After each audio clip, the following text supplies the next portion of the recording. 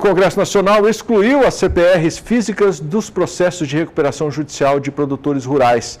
A partir de agora, os créditos e garantias vinculados às CPRs não se sujeitam aos efeitos de uma recuperação judicial de produtor rural. Essa desvinculação facilita ao produtor rural a negociação de barter e busca investidores para financiar a atividade agropecuária, já que além dessa garantia, as CPRs ainda contam com isenção de imposto de renda e de imposto sobre operações financeiras. O advogado e professor da FGV Agro, André Passos, explica o que vale agora e lembra que ela dá novo impulso ao Bolsa Agro CPR, a plataforma da Bolsa Brasileira de Mercadorias. Acompanhe na entrevista de Walter Puga Júnior. E o Congresso Nacional decidiu que, a partir de agora, a CPR física, a cédula de produto rural física, está fora de qualquer envolvimento com recuperação judicial de produtores rurais.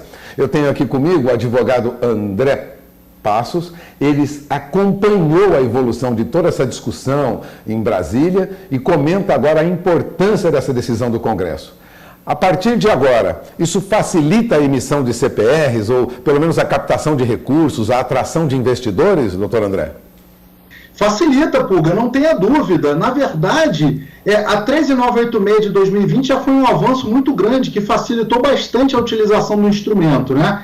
Essa surpresa boa que o Congresso nos entregou ontem, né, que foi parte de todas as discussões em torno do tema, como você muito bem lembrou, que a gente teve a oportunidade de acompanhar muito de perto, traz perspectivas muito melhores para a utilização do título, já que o coloca numa posição privilegiada em relação a eventuais questões financeiras que possam advir de eventuais processos de recuperação judicial, falência dos produtores rurais, o que, no final das contas, só vai facilitar o afluxo de recursos e créditos, não só comerciais, como de financiamento do produtor rural por parte do mercado privado, né? Agora, quem opera com barter e emite CPR, também agora está mais protegido. Eu falo isso das tradings e falo também das revendas. Isso ajuda o financiamento do produtor rural? Não tenha dúvida, Puga, ponto muito bem colocado, até porque o barter é a alavanca comercial do produtor, né? O produtor ele utiliza a produção futura dele através da CPR, que é um título de promessa de entrega de produto no futuro, para poder, na verdade, fazer o seu custeio, fazer a troca, né? O barter, por insumos que ele vai utilizar na sua produção. E ele, ao invés de utilizar dinheiro, utiliza produto, que é a moeda do produtor. E essa segurança, inclusive citando textualmente que as operações de barter, então, estariam abarcadas por essa proteção adicional de não se sujeitar à recuperação judicial do produtor rural, é fantástica para o produtor, porque dá muita liquidez a esse financiamento, dá muita liquidez às operações tradicionais de barter, que são uma alavanca, como eu disse, muito importante para o produtor rural. Nós temos, na aprovação dessa lei, alguma excepcionalidade caso o produtor não consiga, seja aí por fortuito, né, questão fortuita, ou força maior, cumprir a entrega do produto, né, mediante papel da CPR. A decisão caberá, então, ao Ministério da Agricultura. Isso ainda é um problema para a CPR?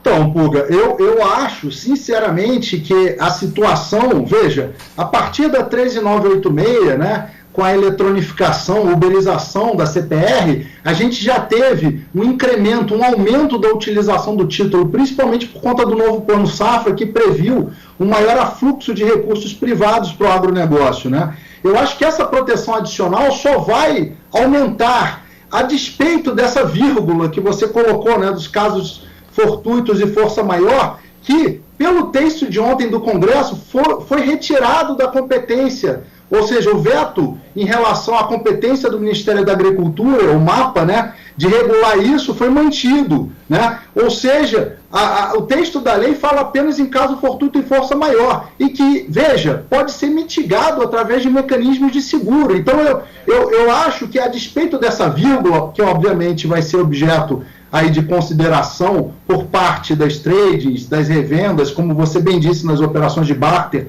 na hora de financiar o produtor, a gente vai ter um cenário muito melhor do que o cenário que a gente já tinha, que já era um cenário ótimo, um cenário potencialmente muito positivo com a edição da 13986. Agora, então, mesmo com essa vírgula do caso fortuito e força maior, a gente tem um cenário muito favorável, na minha opinião.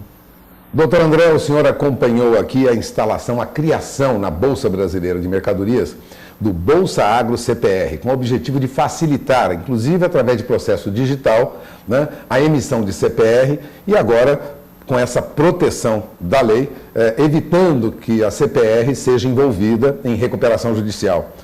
Isso alavanca o trabalho aqui da Bolsa Brasileira de Mercadorias no Bolsa Agro CPR? Puga, excelente ponto. Alavanca e muito. Na verdade, quando eu falo de eletronificação e uberização dos títulos, a gente tem em mente exatamente esse trabalho do Bolsa Agro CPR e do que tem sido feita pela Bolsa Brasileira de Mercadorias para incrementar esse mercado, essa plataforma magnífica, que faz com que uma emissão, por exemplo, de CPR que duraria, né, na legalização, na parte toda burocrática, cerca de 15 a 30 dias para você registrar, seja feita em 22 minutos. Quer dizer, a partir do momento que você ainda tem essa proteção adicional, ou seja, que esses títulos não estariam envolvidos, né, em processos de falência e recuperação judicial de produtores rurais, isso alavanca muito essa plataforma, o Bolsa Agro CPR, que é uma grande inovação para o agronegócio brasileiro e que a gente teve uma honra e um prazer muito grande de poder auxiliar nas discussões, na estruturação disso tudo, como você bem lembrou. Bom, você acaba de ouvir o advogado André Passos, que é também professor da Fundação Getúlio Vargas, da FGV Agro, né? Perspectivas agora melhores para a captação de recursos do produtor junto ao mercado, né? Lembrando que CPR física é tratado diferente de CPR financeira, mas de qualquer maneira ela traz incentivos para a pessoa física que financia o produtor, inclusive com isenção de imposto de renda. E também de IOF. Isso dá uma força maior para a CPR, não?